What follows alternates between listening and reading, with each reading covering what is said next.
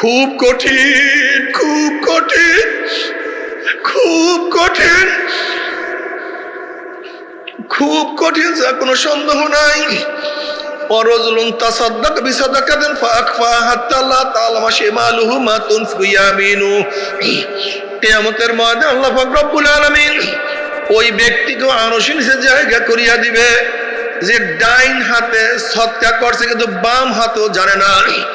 অর্থাৎ একমাত্র আল্লাহর উদ্দেশ্যে সদকা করছে, দুনিয়ার কোনো উদ্দেশ্যে সে সদকা করে নাই, নামের জন্য, প্রশংসার জন্য, দেখাবার জন্য সদকা করে নাই, বরং একমাত্র মাওলার রেজামন্দি অর্জন করার জন্য, মাওলার সন্তুষ্টির জন্য যে ব্যক্তি সদকা করবে, দান করবে, ওই ব্যক্তিকে আমার মাওলা কিয়ামতের ময়দানে আরশের নিচে জায়গা করিয়া দিবে।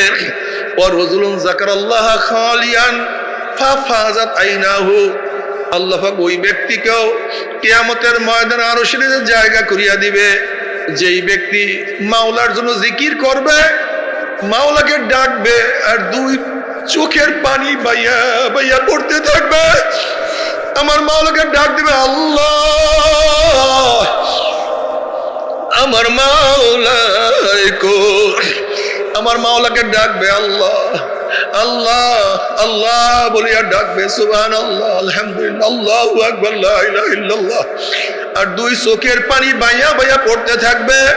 কিয়ামতের ময়দানে আমার মাওলা ওই ব্যক্তিকে আরশের নিচে জায়গা করিয়া দিবে। বুখারীর মধ্যে রওয়ায়াত আছে, এ আমার যুবক বাবারা, যৌবন চলিয়া যাইতে আছে, হাজারো চেষ্টা করলেও আমাদের যৌবন আর ফিরিয়ে আনতে পারবো না, কিন্তু তোমাদের সময় চলিয়া যাইতে আছে। খবরদার সবসময় ইবাদতের মধ্যে লিপ্ত থাকিও, নামাজ কাজা করিও না, রোজা ছাড়িও না, গুনার কাজের কাছেও যাইও না। এ আমার মুরব্বী বাবারা, যারা তো জীবন শেষ করিয়া ফেলাইছে, এখন কি করব, সময় তো চলিয়া গেছে, এখন মাওলার কাছে কান্দ আর বলে, মাওলারে ভুল করিয়া ফেলাইছি, মাফ করিয়া দাও। তুমি মাফ না করলে উপায় হবে না। اللهم عليه وعلى آله وصحبه. اللهم صل على سيدنا صلى الله عليه وعلى آله وصحبه وبارك. اللهم صل على سيدنا ونبينا وحبيبنا مولانا محمد صلى الله عليه وعلى آله وأصحابه وبارك وسلم. أعوذ بالله من الشيطان الرجيم. بسم الله الرحمن الرحيم. يا أيها الذين آمنوا ادخلوا في السلم كافة ولا تتبعوا خطوات الشيطان إنه لكم عدو مبين. صدق الله مولانا العظيم وصدق رسول النبي الكريم. আল্লাহ পাকের বান্দা জনাব মুহাম্মদ রাসূলুল্লাহ সাল্লাল্লাহু আলাইহি ওয়াসাল্লামের উম্মতগণ, আল্লাহ পাক রব্বুল আলামিন আপনাকে আমাকে দুনিয়ার সমস্ত ঝামেলার থেকে পরিত্রাণ দিয়ে কোরআন ও হাদিসের মাজলিস, আলেম ওলামা, মুমিন মুত্তাকিন, জাকিরিন শাকিরিনদের গুরুত্বপূর্ণ এক দামি মাজলিসে আসার, বসার, বলার, শোনার তৌফিক আল্লাহ পাক দান করছেন। শুকরিয়া তান সবাই বলি আলহামদুলিল্লাহ। আমরা একটু আগায় বসবো নাকি? একটু সামনে চাপ, একটু চাপ দেন, একটু সামান্য, একটু চড়ায় বসলে মানুষগুলি, নতুন মানুষগুলি আসতে পারবে। আপনি বসেন, আরাম করে বসেন, আপনি আরাম করে বসেন, আরাম করে বসেন।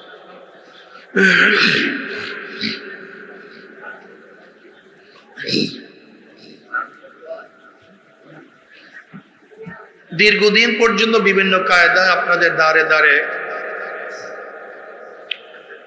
কাছে কাছে মাহফিলের দাওয়াত পৌঁছাবার চেষ্টা করা হয়েছে। অনেক লোকের অনেক সুযোগ সুবিধা থাকা সত্ত্বেও তারা মাহফিল আসতে পারেন। এই যে দেখেন, মাহফিলের বাহিরেও কত লোক ঘোরাফেরার মধ্যে, ব্যবসা বাণিজ্যের মধ্যে, বেহুদা আড্ডার মধ্যে, গল্প গুজবের মধ্যে কপাল পোড়ার মাহফিলে বসতে আসতে কোনো পয়সাও খরচ হয় না, কষ্টও লাগে না, তাও সত্ত্বেও কিন্তু কপাল পোড়া মাহফিলে আসতে পারে নাই। আবার মাহফিলের মধ্যে খোঁজ করে দেখবেন কিছু আল্লাহ পাকের বান্দা বহুত দূর দূরান্ত থেকে বহুত কষ্ট করে শিকার, দোকানের মধ্যে তালাবদ্ধ করে, ব্যবসার মধ্যে লাথি মেরে, দুনিয়ার সমস্ত ঝামেলাকে পদদলিত করে মাহফিলে হাজির হয়ে গেছে। ওই ব্যক্তি এত কাছে থাকা সত্ত্বেও আসতে পারে নাই। আপনি এত দূরের থেকে আসছেন কিভাবে? একটা প্রশ্ন আছে কি নেই? ওই ব্যক্তি এত কাছে থাকা সত্ত্বেও মাহফিলে বসতে পারে নাই, আপনি আসছেন কিভাবে? নিশ্চয়ই পিছনে আরেকটা শক্তি আছে। পিছনে কি আছে ভাই? সেই শক্তির নাম কি? আলিউল মুর্তজা রাদিয়াল্লাহু ফরমান, আমি আল্লাহকে চিনছি। বলে কিভাবে? আমি একটা কাজ করব, পুরাপুরি ডিসিশন গ্রহণ করেছি, নিয়ে করবই, কোনো বাধা নাই। কাজটা করতে কোনো বাধা নাই, কাজ করার আসবাব প্রয়োজনীয় জিনিসপত্র সবই জোগাড় করছি, কিন্তু দেখলাম কাজটা হয় নাই। কেন হয় নাই? আমার থেকে ত্রুটি ছিল না, কিন্তু হলো না কেন? কারণটা কি? তাই নিশ্চয়ই আমার পিছনে আর এক শক্তি আছে। সেই শক্তিকে, সেই শক্তি আল্লাহ, যে মাওলাই কারীম আপনাকে আমাকে ওই সমস্ত গাফিলদের অন্তর্ভুক্ত না করে এই মুমিন মুত্তাকিন জাকিরিন শাকিরিনদের গুরুত্বপূর্ণ এক দামি মাজলিসে আসার, বসার, বলার, শোনার তৌফিক দান করছেন। আমরা বেজান না খুশি? যারা আমরা খুশি হলাম, খুশির সাথে সবাই বলে আলহামদুলিল্লাহ। সংক্ষিপ্ত কিছু আলোচনা করব। ইসলামের দ্বীনের উপরে ব্যাপক আলোচনা করার সময়ও নাই, এলেমও নেই, দুইটারই অভাব। ইসলামের কোন একটা বিষয়ের উপর আলোচনা করতে বিশাল সময়ের প্রয়োজন। এত সময় কি আমি দিতে পারবো? আপনারাও কি সেই সময় দিতে পারবেন? একজনও সেই সময় নেই। কাজে আলোচনা হবে খুবই সংক্ষিপ্ত, খুব খেয়ালের সাথে কথাগুলি শোনা চাই। জনাব মুহাম্মদ রাসূলুল্লাহ সাল্লাল্লাহু আলাইহি ওয়াসাল্লাম দুনিয়াতে আসছেন 570 ঈসাই সালে। ঈসা আলাইহিস সালাতু ওয়াস সালাম আসমানে যাওয়ার পরের থেকে ঈসাই সাল গোনা শুরু।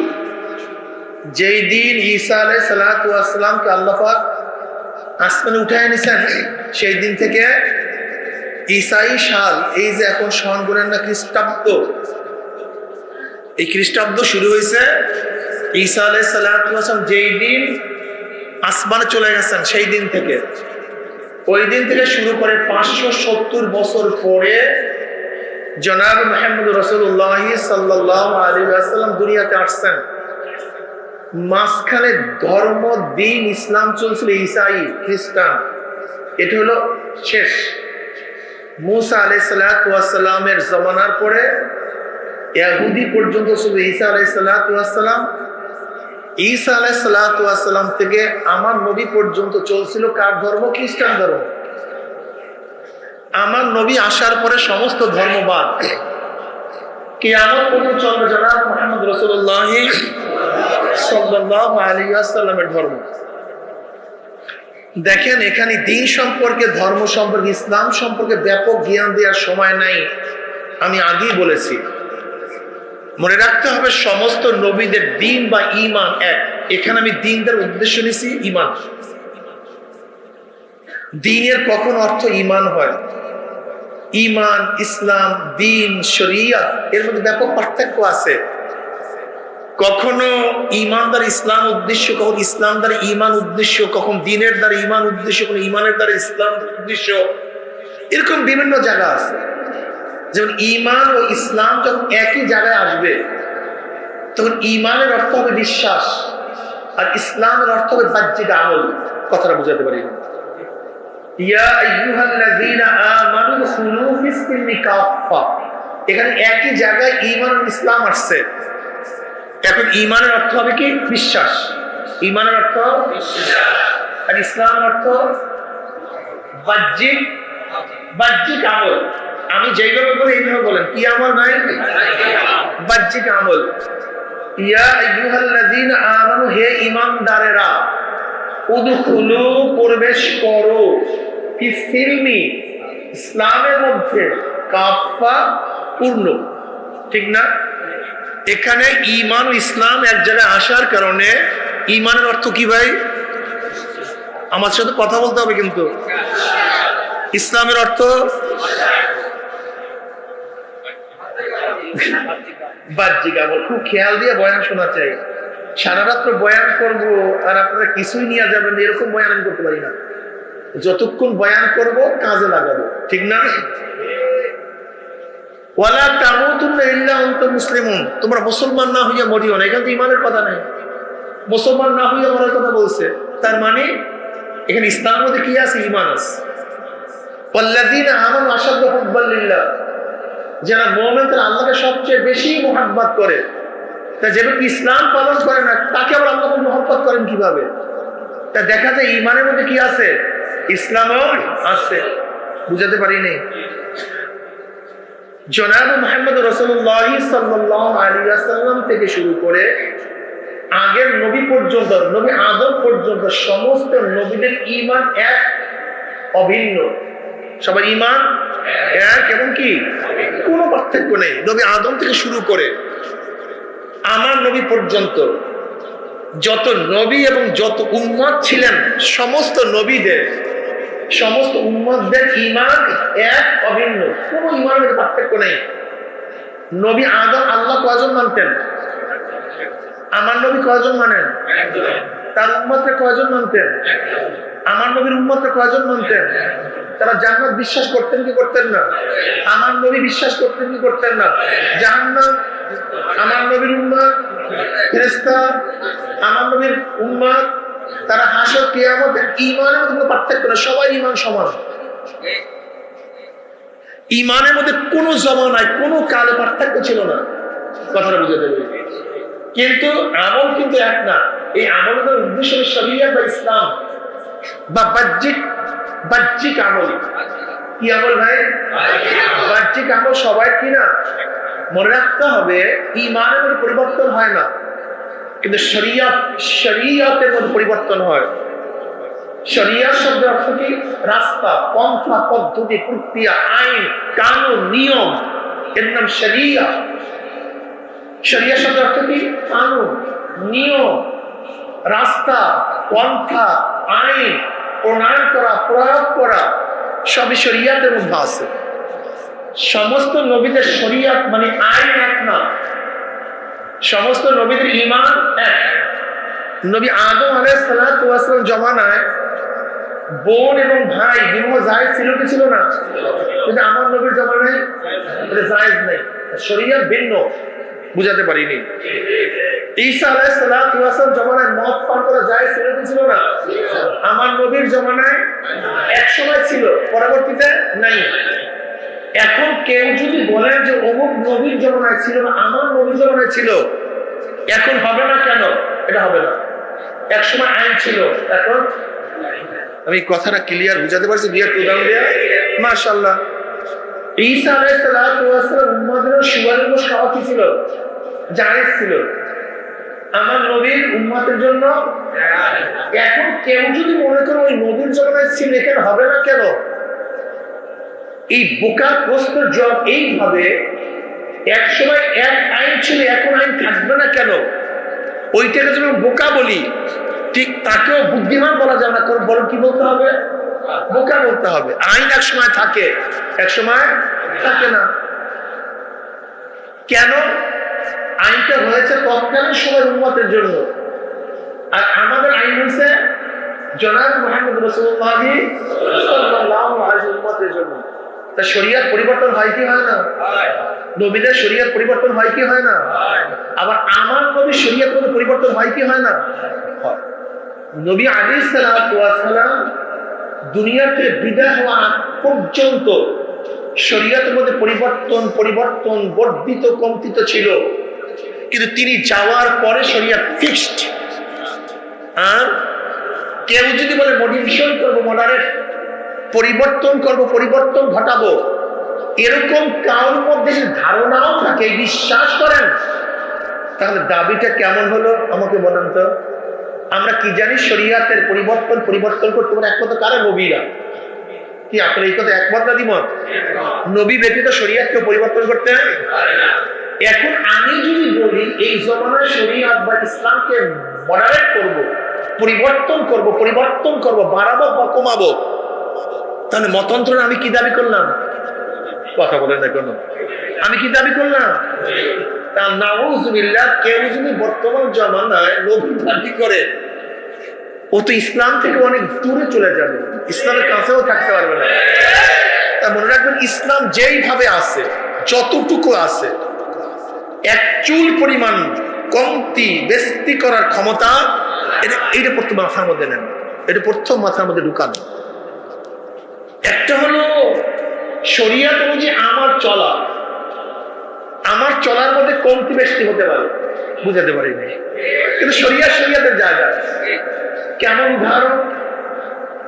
উস্তাদ তো ক্লাসের মধ্যে ঠিকই পড়াইতেছে, আমার কারণে আমি মার্কস কম পাইতে পারি, বেশি পাইতে পারি, তার মানে আমার কম বেশির উপরে ক্লাস পরিবর্তন হবে না।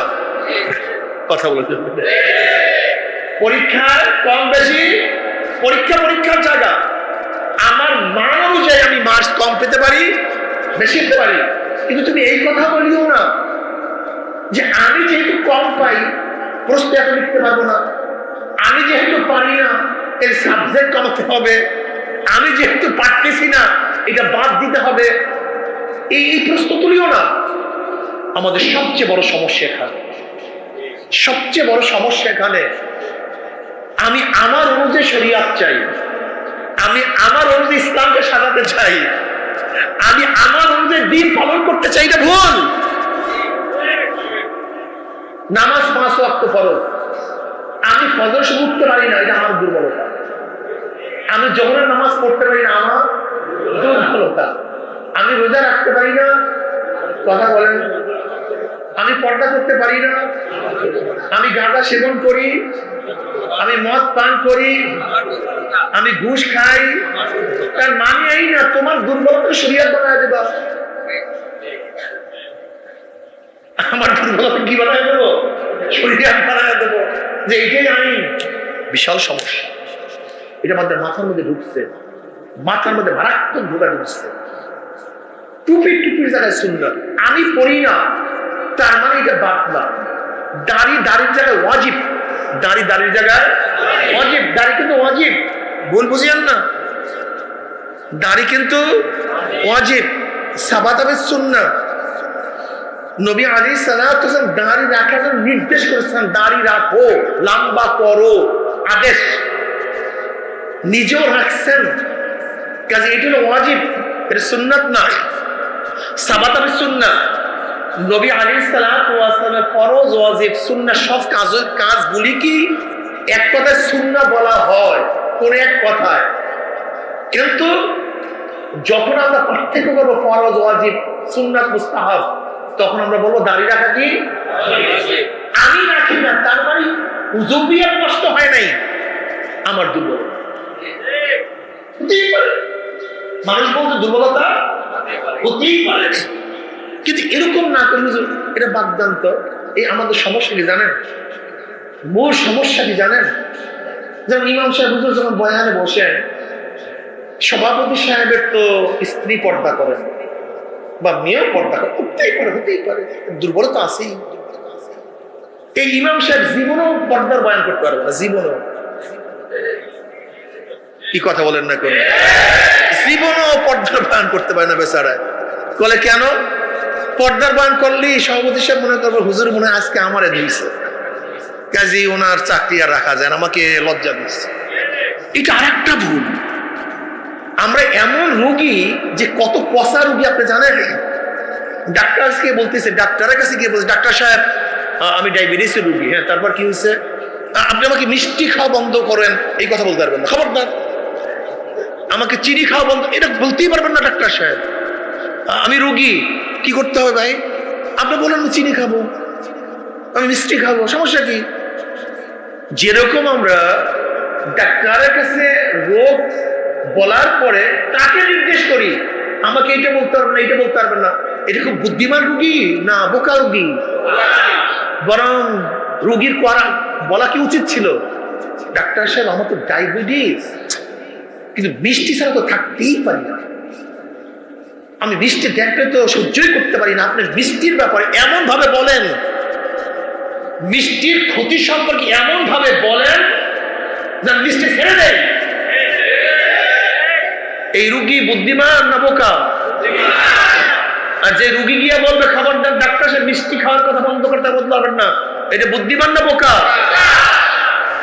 ভাই আমার দাড়ি কাটাটা রোগ, বেপরদা একটা রোগ, মদ পান করা একটা রোগ, সুদ খাওয়া একটা রোগ, ঘুষ খাওয়া একটা রোগ, মিথ্যা বলা একটা রোগ, ধোঁকাবাজি করা ইসলামের রোগ। আপনার বলা উচিত ছিল,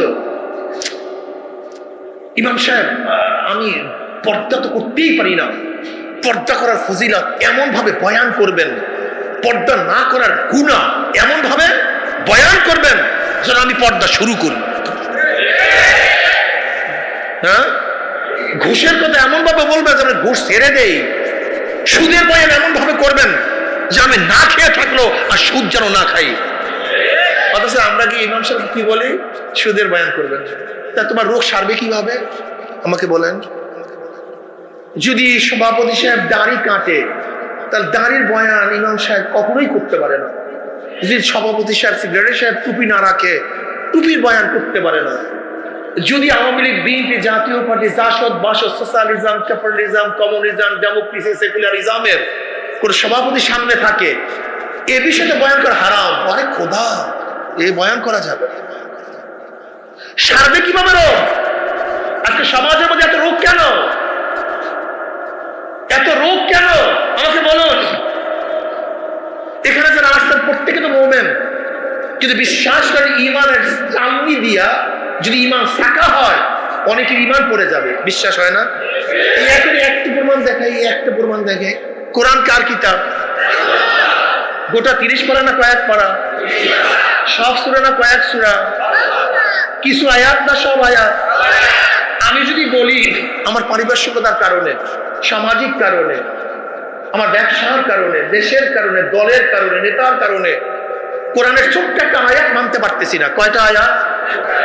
ছোট্ট একটা আয়াত মানতে পারতেছি না। আর সব মানি, শুধু এই একটা ভালো লাগে না। আমার ইমান ঠিক আছে না? আলহামদুলিল্লাহ। আমি যদি নামাজ পড়ি, রোজা রাখি, পর্দা করি, দাড়ি আছে, টুপি আছে, লম্বা জামা, সবই ঠিক, শুধু কোরআনের ছোট্ট একটা আয়াত মানতে পারতেছেন। ইমান ঠিক আছে না? আলহামদুলিল্লাহ। তাহাজ্জুদ করলেও কাজ হবে না, 5 ওয়াক্ত নামাজ পড়লেও কাজ হবে না। তা আল্লাহ পাক বলে ইনিল হুকমু ইল্লা লিল্লাহ, ইনিল হুকমু, এক গোটা দুনিয়া আমার, শোন, আসমান আমার, জমিন আমার, তোকে বানাইছি আমি, তোর বাবা, তোর দাদা, তোর 14 গোষ্ঠীর স্রষ্টা যেহেতু আমি, সবই আমার।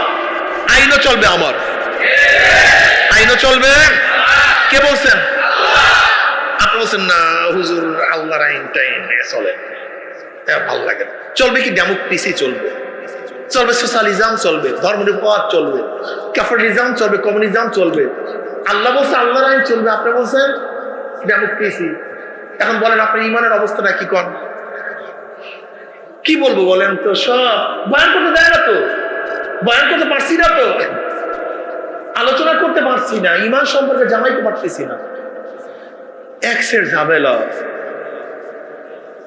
নবী আলাইহিস সালাতু ওয়াস সালাম বুখারীর মধ্যে রওয়ায়াত আছে, আল মারউ মা মান আহাব্বা ওয়া লাহু মাকতাসাবা।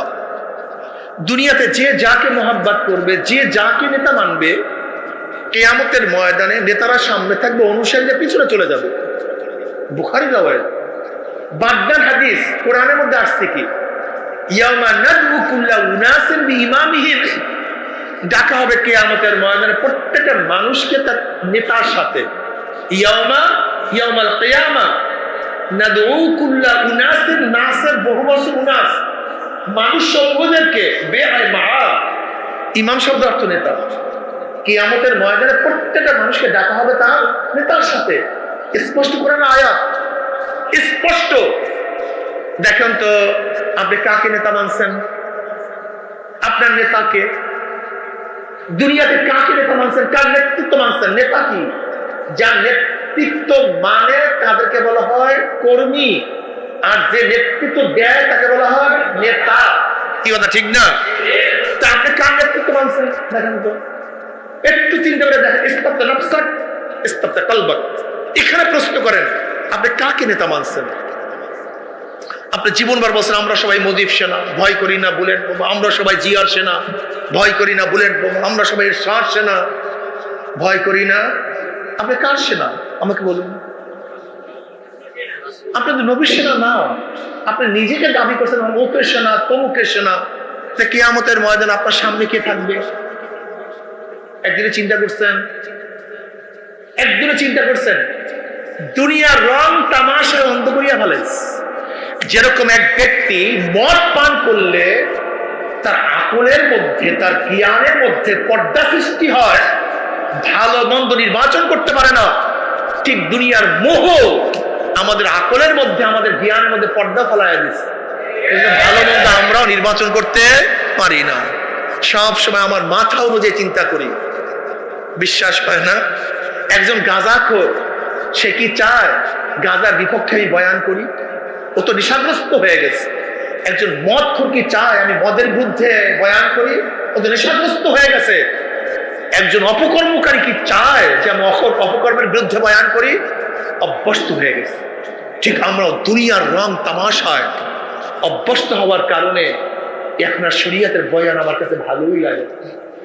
বরং সব সময় মানুষগুলি বয়ান শুনতে চায়, হুজুর আমি যে টুপি ছাড়া চড়ি এর কোনো ফতুয়া আছে কিনা আমাকে দেন। আমি দাড়ি ছাটি কাটি এর কোনো ফতুয়া আছে কিনা আমাকে দেন। আমি যে ঠিক মতো ইবাদত করি না এর কোনো রাস্তা আছে কিনা একটু বলিয়া দেন। ব্যাস, নিজের অনুযায়ী শরীয়ত মানতে চাহেন না, বরং আপনি মানতে পারছেন না, এটা আপনার দুর্বলতা। এটা শরীয়ত বানায় না। শরীয়তকে শরীয়তের জায়গায় রাখেন, শরীয়তকে জায়গায় রাখেন। খুব ভালো মতো মনে রাখবেন, 8টা জান্নাত। কয়টা জান্নাত? 8টা জান্নাত বুঝেন? আসলে আমরা জানি না 8টা জান্নাত কি। 8টা জান্নাত 8টা কোয়ালিটি, 8টা ক্লাস। 8টা ক্লাস, বিজনেস ক্লাস বিমানের মধ্যে, আর সাধারণ ক্লাস এক না, বহুত ডিফারেন্স। যদিও এক বিমান, যদিও সবাই জান্নাতি, কিন্তু 8টা জান্নাতের মধ্যে 8টা ক্লাস হবে, মর্যাদার পার্থক্য হবে। একটা পার্থক্য কি জানেন? নবী আলাইহিস সালাম ফরমান, এক জান্নাতের মধ্যে আর জান্নাতের মর্যাদার পার্থক্য হলো জমিন থেকে আসমান যত পার্থক্য, জান্নাতের এক ক্লাস থেকে আর এক ক্লাসের এই পরিমাণে পার্থক্য হয়ে যাবে। বুঝাতে পারি নাই? যারা গোল্ডেন এ প্লাস পায় তাদের যে মান, আর যে এ প্লাস পায় তাদের মান কি একই? যে এ প্লাস পায় তার যে মান, আর যে এ গ্রেড পায় তার মান একই? যে এ গ্রেড পায়, যে বি পায় তার মান কি এক? ঠিক যে ব্যক্তি ফরজ, ওয়াজিব, সুন্নাত, মুস্তাহাব, হারাম ত্যাগ করে, মাকরুহ তাহরিম ত্যাগ করে, মাকরুহ তানজিহ ত্যাগ করে, প্রত্যেকের কোয়ালিটি এক না? হ্যাঁ, এক না, এক না। আমি বারবার একটা কথা বলতে চাই, একটা যুবক জান্নাতের দিকে 50 বছর আগে রওনা করছে। কত বছর? আর একজনে 50 বছর পরে জান্নাত থেকে রওনা করছে। আচ্ছা বলো তো, যে ব্যক্তি 50 বছর আগে রওনা করছে, তুমি 50 বছর পরে তাকে ধরবা কিভাবে? তুমি তো মাত্র নামাজ শুরু করছো, আর ওই যুবক 50 বছর আগে থেকে তার নামাজ 50 বছরের নামাজ, নেকের পাহাড়, আর তুমি মাত্র বুড়া বয়সে, এখন আর স্ত্রী কাছে নাই, ছেলে লন্ডন, মেয়ে আমেরিকা, তোমার কেউ নেই, এখন তুমি মসজিদে আসছো একেবারে বুড়া বয়স। এখন বলো তোমার দাঁত নাই, নখ নাই, তুমি যদি বলো যে জিভ হত্যা বহাতা, তোমার এই বয়ান কেউ শুনবে না।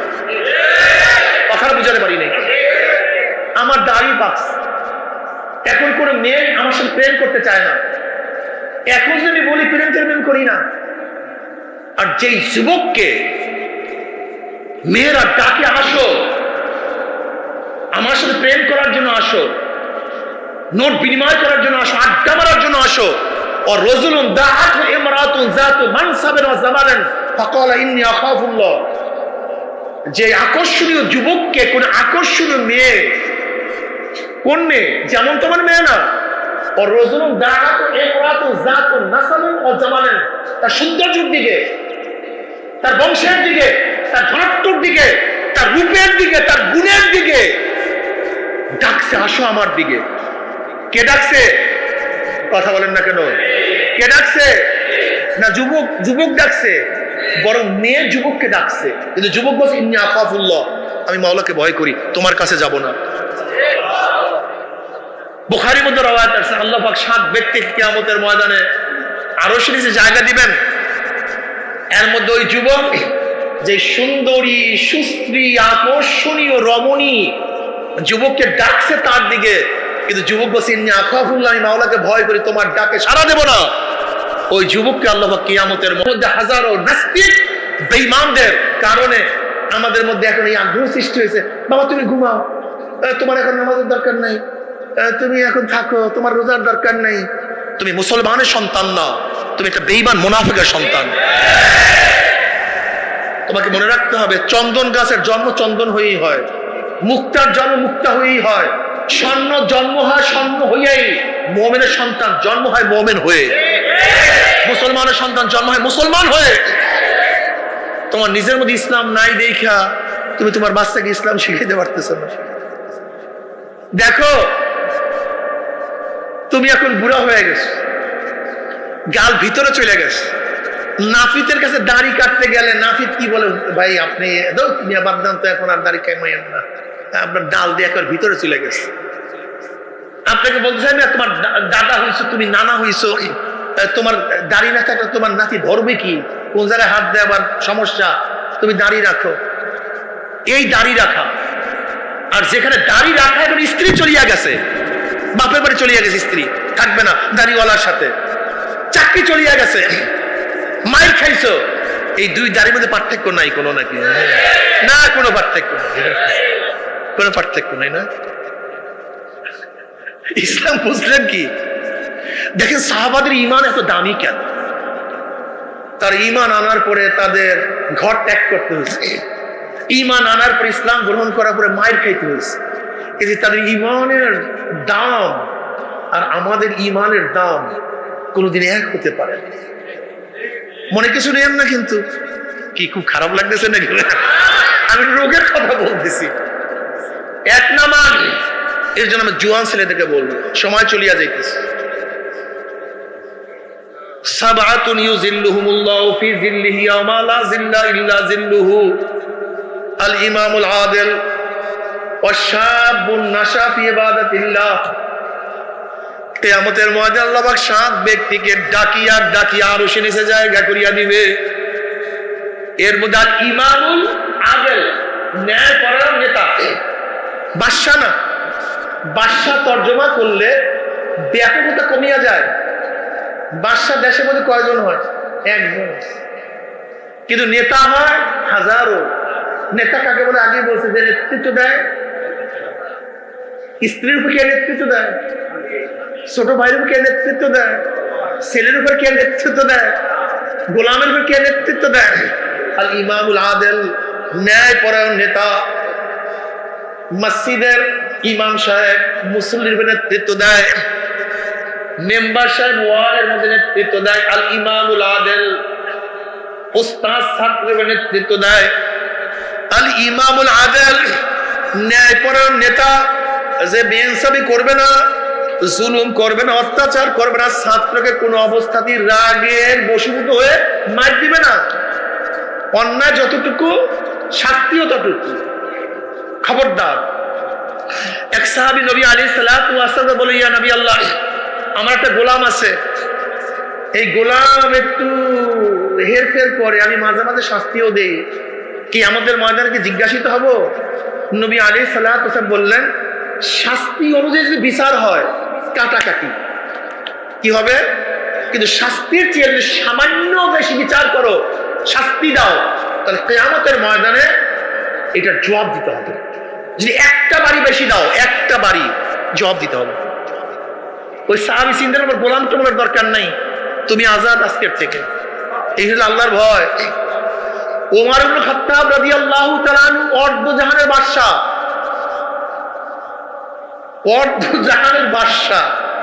উমর ইবনে খাত্তাব রাদিয়াল্লাহু তাআলা আনহু বিচার কার্য পরিচালনা করতেছিলেন। বিচার কার্য শেষ, এখন রাষ্ট্রীয় কাজে ব্যস্ত। এক যুবক এসে বলতেছে, আমিরুল মুমিনিন, আমার এই বিচারটা করেন। এইমাত্র আমি মাস্তানে ছিলাম, বিচারের মাস্তানে ছিলাম, তখন তুমি আসো নাই, এখন অন্য কাজে আছি, এখন তুমি বিচার নিয়ে আসছো। ওমর ইবনে খাত্তাব রাদিয়াল্লাহু তাআলা একটা বাড়ি দিছে, একটা পিটান দিছে। পিটান দেওয়ার পর হর চিন্তা করছে, আমি ওটাকে বাড়ি দিলাম কেন, একটা মাইর দিলাম কেন, সে তো আমার কাছে বিচার চাইতেই পারে, এটা তো জুলুম হয়ে গেছে, অন্যায় হয়ে গেছে। কে বলতেছেন? সে কে? মুসলমান। এই একটা হাদিস আমল করলেই তো দুনিয়ার সব জুলুম শেষ হয়ে যায়। এটা আমার ঠিক না, আমি তো জুলুম করে ফেলাইছি। এবার খবর দিছে, তাকে আসতে বলো। ওই যুবক আসছে। ওমর ইবনে খাত্তাব রাদিয়াল্লাহু তাআলা আনহু নিজের শরীর থেকে কাপড় সরায় ফেলাইছে, তার হাতে একটা ব্যাগ দিছে, তোমাকে আমি যে বাড়িটা দিছি, তোমার আমার শরীরের মধ্যে সেই বাড়িটা দিয়ে দাও। কি বুঝলেন? ইসলাম কয়জন আছে এখানে ইসলাম অনুযায়ী চলার মতো? কোথায় সে মুসলমান? কোথায় সে মুসলমান? কোথায় সে মুসলমান? আজকে একটা হাদিস যদি আমরা মানতাম, ওমরের এই হাদিস যদি মানতাম, তাহলে বৈষম্য বিরোধীদেরকে এত ছাত্র বা এত জনতা শহীদ হইতেন, এত জুলুম অত্যাচার কিছুই থাকতো না, এত মারামারি কাটাকাটি কিচ্ছুই থাকতো না। কিয়ামতের ময়দানে হিসাব দিতে হবে। আল ইমামুল আদেল, যারা স্ত্রীর সাথে জুলুম করেন, কিয়ামতের ময়দানে এই জুলুমের বিচার হবে। স্ত্রী তোমার সহধর্মিনী, অর্ধাঙ্গনী, সে তোমার বান্দি না, লিউন্ডি না, কাজের মহিলা না। তুমি কাজের মহিলা বানায় হলে স্ত্রীকে। মনে রাখতে হবে, স্ত্রীর সাথে ইনসাফ করতে হবে, জুলুম করা যাবে না। ছেলের সাথে ইনসাফ করতে হবে, জুলুম করা যাবে না। মেয়ের সাথে ইনসাফ বজায় রাখতে হবে, জুলুম করা যাবে না। তোমার কর্মচারীর সাথে কি করতে হবে? ইনসাফ রক্ষা করতে হবে, জুলুম করা যাবে না। যদি জুলুম করো, কিয়ামতের ময়দানে জুলুমের শাস্তি তোমাকে ভোগ করতে হবে। আল ইমামুল আদেল ওয়াশাবুন নাশা ফি ইবাদাতিল্লাহ, ওই যুবকদের জৈবনটা আমার মাওলার ইবাদতে কাটায়া দিবে। ওই যুবকদের জৈবন আমার মাওলার ইবাদতে কাটায়া দিবে। কিয়ামতের ময়দানে আমার মাওলা তাকেও ডাকিয়া ডাকিয়া আরশের নিচে জায়গা করিয়া দিবে। আমার যুবক বাবারা, তোমরা কেন খেয়াল করো না? যুবকদের ইবাদত আমার মাওলার কাছে খুবই প্রিয়। আমার মাওলা গর্ব করে, দেখ ফেরেশতারা, আমার যুবককে খেলায় ডাকছে, কিন্তু খেলা বাদ দিয়া নামাজে হাজির হয়ে গেছে। আমার যুবককে আড্ডার মধ্যে ডাকছে, আড্ডা পরিবর্তন করিয়াতে জিকিরের মাঝে বসিয়া গেছে। দেখ, আমার যুবককে গুনার দিকে ডাকছে, আমার যুবক গুনাহ বাদ দিয়া নেকের কাজে লাগিয়া গেছে। আমার মাওলা যুবককে নিয়ে ফেরেশতাদের মধ্যে গর্ব করে। অশাবুন নাশা ফি ইবাদাতিল্লাহ, যেই যুবক তার জৈবন আমার মাওলার ইবাদতে কাটায়া দিবে, আমার মাওলা পাক রব্বুল আলামিন কিয়ামতের ময়দান থেকে ডাকিয়া ডাকিয়া আরশের নিচে জায়গা করিয়া দিবে। আল্লাহ তুমি কবুল করিয়া নাও।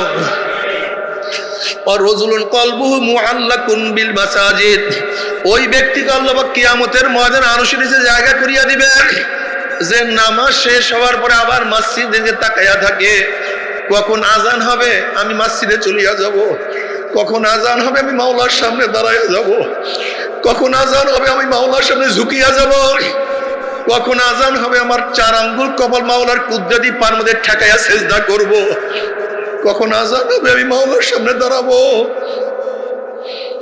ও কলবুহু মুআল্লাকুন বিল মাসাজিদ, সব সময় কলবটা মসজিদের সাথে লটকানো থাকে, আমি কখন মসজিদে যাব।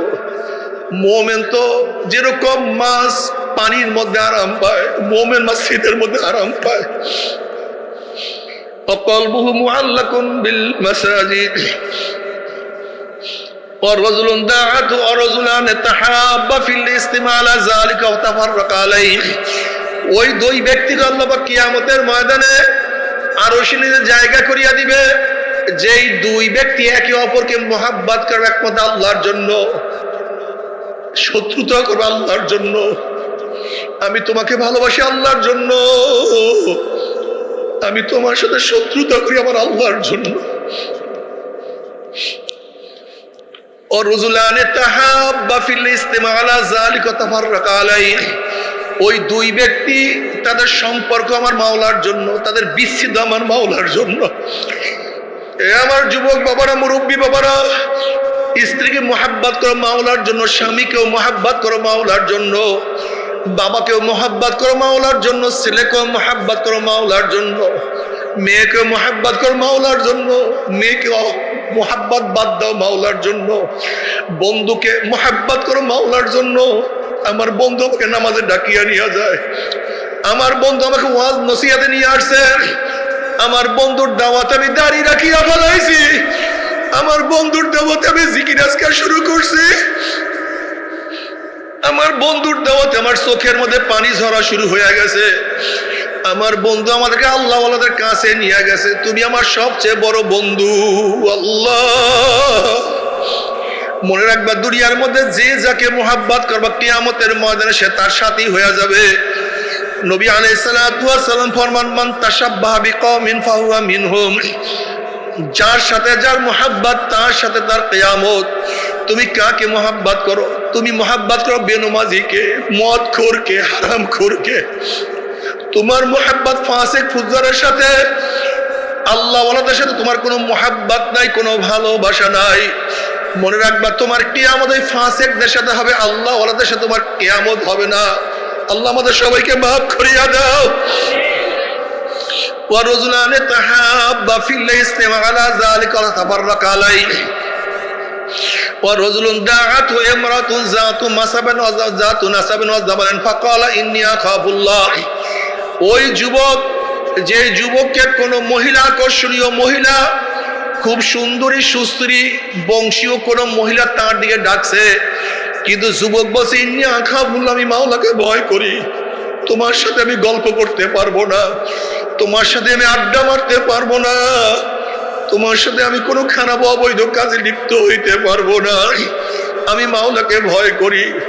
ওই যুবককে আল্লাহ পাক কিয়ামতের ময়দানে আরশের নিচে জায়গা করিয়া দিবে। আল্লাহ তুমি কবুল করিয়া নাও। আমার মুরব্বী বাবারা, সময়কে কাজে লাগাও, মনকে বুঝো রে মন। আমার এত বছর দুনিয়ার সময়, এত সময় দুনিয়ার পিছনে লাগাইছি, বাকি যেই কয়দিন বাঁচবো আমি মাওলার তালাশে, মাওলার কাজে, ইসলামের কাজে, আমি ইসলামের কাজে সময় ব্যয় করব। ও মুরব্বী বাবা, জীবনটা তো দুনিয়ার কাজে ব্যয় করছে, এখনো দুনিয়া, এখনো দুনিয়া, এখনো দুনিয়া।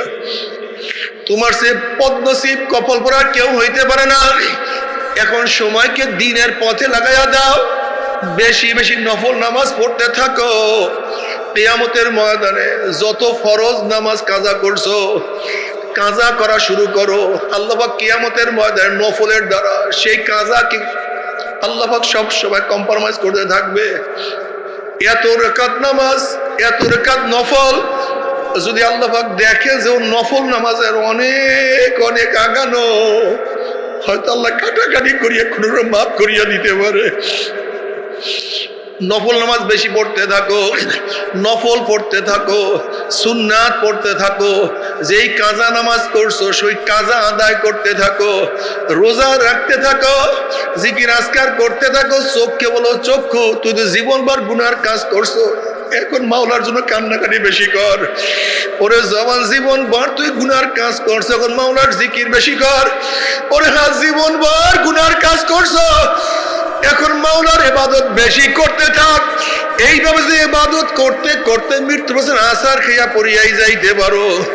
আল্লাহ পাক ডাক দে, ফেরেশতারে, আমার বান্দা, আমার বান্দিয়া তো সাধনা করে কোন জান্নাত কামাই করছে, খবরদার ওই জান্নাত খানা না দেখাইয়া রূহ কবজ করবি না।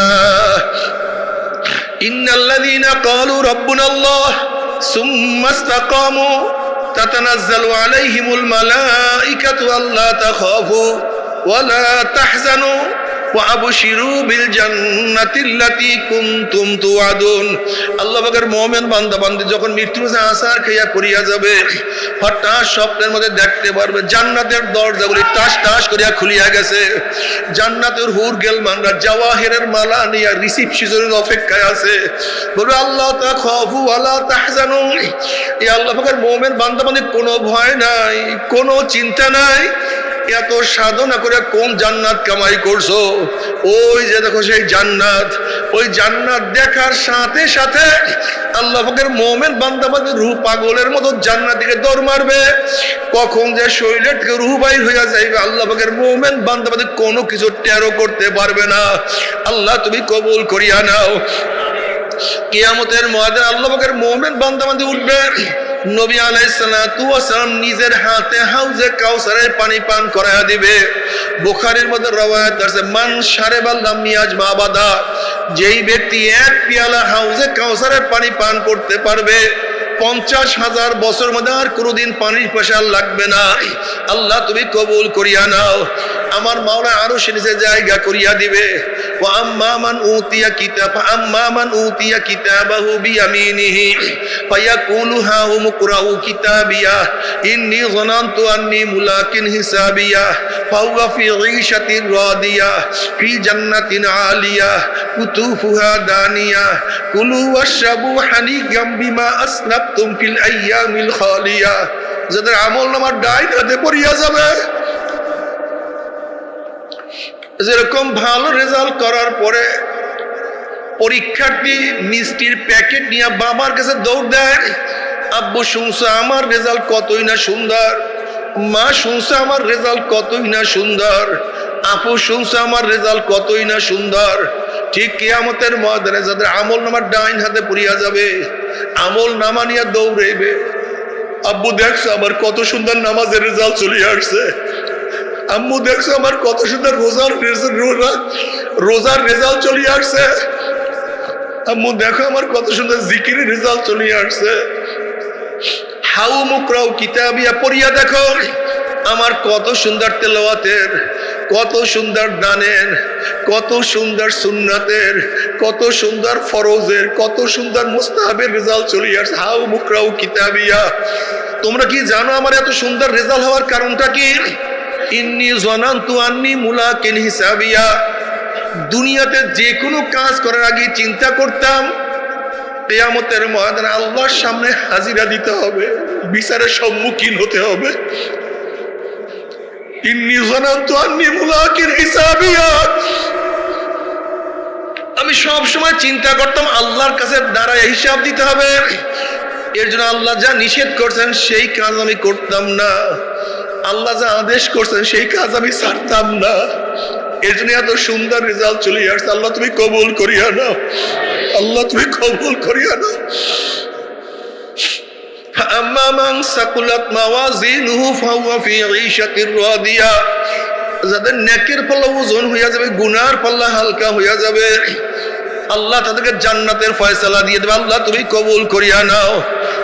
ওয়া আম্মা মান উতিয়া কিতাবাহু বিশিমালিহি ফায়াকুলু ইয়া লাইতানি লাম উতা কিতাবিয়া ওয়া লাম আদরি মা হিসাবিয়া ইয়া লাইতাহা কানাতিল কাযিয়া মা আগনা আন্নি মালিয়া হালাকান্নি সুলতানিয়া খুযুহু ফাগুল্লুহু সুম্মাল জাহিমা সাল্লুহু সুম্মা ফি সিলসিলাতিন যারউহা ৭০ যিরাআন ফাসলুকুহু।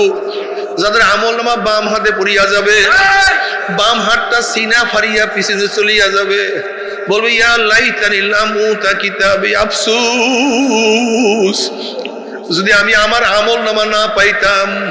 এত নামাজ কাজার গুনাহ, এত রোজা ছাড়ার গুনাহ, এত বেপরদা অপকর্মের গুনাহ, এত সুদের গুনাহ, এত ঘুষের গুনাহ, এত মিথ্যার গুনাহ, এত কবিরা গুনাহ। ইয়া লাইতানি লাম উতা কিতাবিয়া, আফসোস যদি আমি আমার আমলনামা না পাইতাম, আমলনামা না দেখতাম। ইয়া লাইতাহা কানাতিল কাযিয়া, যদি আমার কোন হিসাব নিকাশ না হইতো, হিসাবের সম্মুখীন না হইতো। যদি কিয়ামতের ময়দান উঠতে না হইতো তাহলে কতই না ভালো হইতো। মা আবনা আন্নি মালিয়া হালাকান্নি সুলতানিয়া, কই আমার বাড়ি, কই আমার গাড়ি, কই আমার ব্যবসা, কই আমার জমি, কই আমার টাকার ভার, সবই তো শেষ। হালাকান্নি সুলতানিয়া, কোথায় আমার মেম্বারি, কোথায় আমার চেয়ারম্যানি, কোথায় আমার পীরগিরি, কোথায় আমার সভাপতিগিরি, কোথায় আমার সেক্রেটারিগিরি, কোথায় আমার এমপিগিরি, কোথায় আমার মিনিস্ট্রি, কিছুই তো নাই, সব তো ধ্বংস হয়ে গেল। নাফরমান আফসোস করবে, হাত চাবাইতে থাকবে, চাবাইতে চাবাইতে কোন পর্যন্ত সব হাত কামড়াইয়া পাতা পাতা করিয়া ফেলাইবে। আল্লাহ পাক বলবে খুজু ফাকুল্লু, এ ফেরেশতার নাফরমানকে ধর, ওকে বান্ধিয়া ফেলা, ওকে ধর, ওকে বান্ধিয়া ফেলা। খুজু ফাকুল্লু।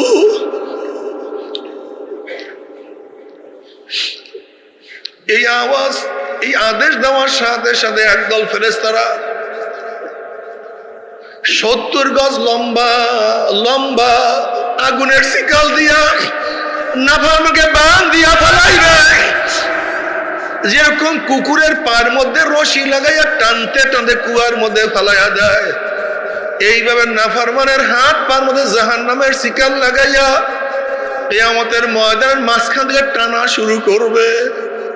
কত বাবা দেখবে ছেলেকে নিয়ে যায়, কত ছেলে দেখবে বাবাকে নিয়ে যায়, কত ভাই দেখবে আপন ভাইকে নিয়ে যায়, কত স্ত্রী দেখবে স্বামীকে নিয়ে যায়, কত স্বামী দেখবে স্ত্রীকে নিয়ে যায়, কত উস্তাদ দেখবে ছাত্রকে নিয়ে যায়, কত ছাত্র দেখবে উস্তাদকে নিয়ে যায়, কত মালিক দেখবে গোলামকে নিয়ে যায়, আবার কত গোলাম দেখবে মালিককে নিয়ে যায়, কত মুরিদ দেখবে পীরকে নিয়ে যায়, আবার কত পীর দেখবে মুরিদকে নিয়ে যায়। নাফরমান যা কিছু ধরবে সব ছিড়িয়া যাবে। এবার নাফরমানকে টানতে টানতে জাহান্নাম ফিকিয়া ফিকিয়া জাহান্নামে মারতে থাকতে, বাবা সহ্য করতে পারবি? ওই আযাব তো কেউ সহ্য করতে পারবো না। বাবার আমার আল্লাহ যত বড়, তার জান্নাতও তত বড়। আমার মাওলা যত বড়, আমার মাওলার জান্নাতের নিয়ামতও তত বড়। আমার মাওলা যত বড়, আমার মাওলার জাহান্নামও তত বড়। আমার মাওলা যত বড়, আমার মাওলার জাহান্নামের শাস্তিও তত বড়। তবে মুমিন মুসলমান বলতে সবাইরই মনে চায় গুনাহ থেকে ফিরিয়া নেক আমল করিয়া মাওলার জান্নাতে, কিন্তু সবাইরই যাইতে মনে চায়। গুনাহ নিয়া মাওলার জাহান্নামে কাউরি কিন্তু যাইতে মনে চায় না। কিন্তু কেনই বা আমরা নেক আমল করতে পারি না, কেনই বা গুনার কাম ছাড়তে পারি না? এর মূল কারণ হলো আপনার এবং আমার পিছনে নফস এবং শয়তান লাগিয়া রয়েছে। এই নফস এবং শয়তান থেকে ফেরার জন্য যে কোনো একজন হক্কানি আল্লাহর ওলির হাতে হাত দিতে হবে রে বাবা। খবরদার, বর্তমান জমানায় পীর মুরিদের নামে ভেজাল, ব্যবসা, দলাদলি, হিংসা, হাসার, শিরক, বিদআতে পরিণত হয়ে গেছে। সমস্ত আল্লাহর ওলির একমাত্র যেই পীরের 5 জন মুরিদের মধ্যে কম পক্ষে 3 জনকে দেখবেন আলহামদুলিল্লাহ সুন্নাত মুওয়াফিক আমল আখলাক মজবুত হইয়া যাইতে আছে, গুনার কাম ছাড়তে আছে, নেকের আমল ধরতে আছে, কলব নরম হইয়া চোখে পানি আসতে আছে। বৃক্ষতর নাম কি, ফলে পরিচয়। আমি চরমোনাই বুঝি না, চরমোনার দাওয়াত, প্রশংসা, প্রচার প্রসার করার জন্য আসিনি রে বাবা।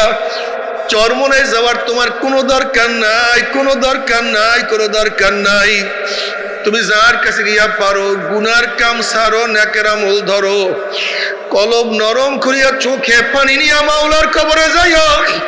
যেরকম দুনিয়ার ঘরে আগুন লাগলে পানি ছাড়া নিবানো যায় না, ঠিক তদ্রুপ তোমার এবং আমার গুনার দ্বারা যেই জাহান্নামের আগুন জ্বলিয়া রইছে, চোখের পানি ছাড়া কিন্তু জাহান্নামের আগুন নিবানো সম্ভব না। কাজে আমার জন্য দোয়া চাই, আমিও দোয়া করি, সবাই সবার জন্য প্রাণ খুলিয়া দোয়া করো, যেন কিয়ামতের ময়দানে গলাগলি বাঁধিয়া মানে একসাথে জান্নাতে যাওয়ার তৌফিক দিয়া দেয়। আল্লাহুম্মা আমিন, আল্লাহুম্মা আমিন।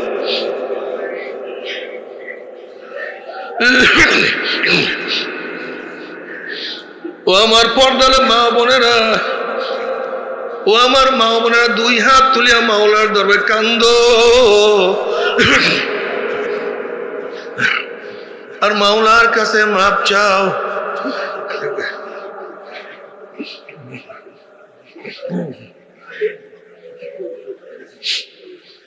কান্না না আসলে মনের জোরে মন একদিন এই ঘরের দরজা দিয়ে নতুন বউ হইয়া উঠছিল রে মন। কত মেয়ে লোকে শরবত খাওয়াছে, কত মেয়ে লোকে বাতাস করছে, আবার একদিন এই ঘরের দুয়ার দিয়ে মরণ আসিয়া বাইর হব। ছেলে কানবে মামা করে, মেয়ে কানবে মামা করে, ওরে মান জবাব তু আর দিব আল্লাহ। আল্লাহ কত আলেম ওলামা দিনে হাত তুললাম রে মাওলা। আল্লাহ কত সাদা দাড়িওয়ালা ভাইদেরকে নিয়ে হাত তুললাম রে মাওলা। আল্লাহ তোমার হাবিব বলছে সাদা দাড়িওয়ালা যখন কান্দোল্লাহ তখন তুমি লজ্জা। আল্লাহ কত বেগুনা না বলে তালবি আলিম যাদের পার নিচে ফেরেশতারা পাকনা বিছায়া দেয়। আল্লাহ কত জাকিরিন শাকিরিন তোমার খাস খাস বান্দা দিকে নিয়ে হাত তুললাম রে মাওলা। আল্লাহ আমি তো গুনাহগার, আমার দিকে না তাকাইয়া তোমার যেই বান্দার হাত পছন্দ হয় তার উপরে আমাদের সবাই গুনাহ কথা মাফ করে দাও। আল্লাহ তুমি মাফ করবাই না, ক্ষমা করবাই না, তাহলে তোমার বান্দার এখানে কেন আসছে? আমরা তো দুনিয়া পাওয়ার জন্য আসি নাই, দুনিয়া চাওয়ার জন্য আসি নাই, দুনিয়ার বিপদে পড়িয়াও কেউ আসি নাই। কেউ নামাজ কাজা করিয়া ফেলাইছি, কেউ রোজা ছাড়িয়া দিছি, কেউ বেপরদা অপকর্মের মধ্যে লিপ্ত হয়ে গেছি, কেউ হারাম কবিরা গুনাহ করিয়া ফেলাইছি। আল্লাহ আমরা জাহান্নামের কাজ করিয়া ফেলাইছি। আল্লাহ জাহান্নামের খাতাতে আমাদের নামটা কাটিয়া দাও। আল্লাহ জাহান্নামের খাতাতে আমাদের নামটা কাটিয়া দাও। আল্লাহ জান্নাতুল ফেরদাউসের মধ্যে আমাদের নামটা উঠায়া দাও। আল্লাহ সন্তান অন্যায় করিয়া বাবার কাছে মাপ না পাইলে মায়ের কাছে মাপ পাওয়ার আশা করে, ভিক্ষুক এক দরজায় ভিক্ষা না পাইলে অন্য দরজায় ভিক্ষা পাওয়ার আশা করে। আমরা তোমার দুয়ারের ভিক্ষু, তুমি ঢাকাইয়া দাও, তারাইয়া দাও, আর কোনো দরজা নাই রে মালিক। আমরা কার কাছে যাব, কার কাছে যাব? আল্লাহ কি আমাদেরকে মাফ করবে? তুমি ছাড়া কেউ নাই, তুমি ছাড়া কেউ নাই। আল্লাহ তুমি মসজিদের দিকে তাকাইয়া দেখো, তুমি দেশের দিকে তাকাইয়া দেখো। মাওলা আমাদের ছেলেও মারা যায় না, মেয়েও মারা যায় না, দুনিয়ার বিপদেও করি নাই, তোমার সাথে নাফরমানি করিয়া ফেলাইছি,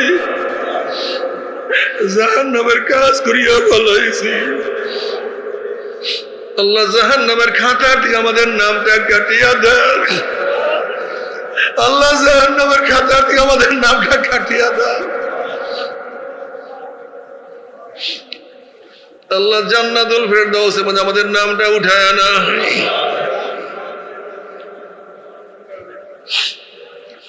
আল্লাহ আমার যুবক বাবাদেরকে কবুল করিয়া না। আল্লাহ আমার মুরব্বী বাবাদেরকে কবুল করিয়া না। আল্লাহ আমার মা বোনদেরকে কবুল করিয়া নাও।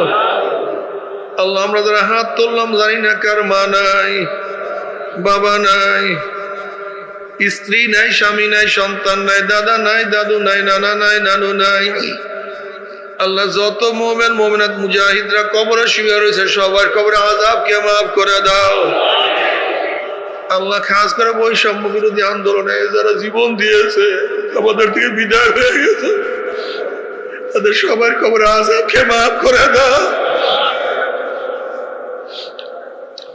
আল্লাহ যারা এখনো অসুস্থ আছে পরিপূর্ণ শেফায়ে কামেল আজেলা নসিব করো।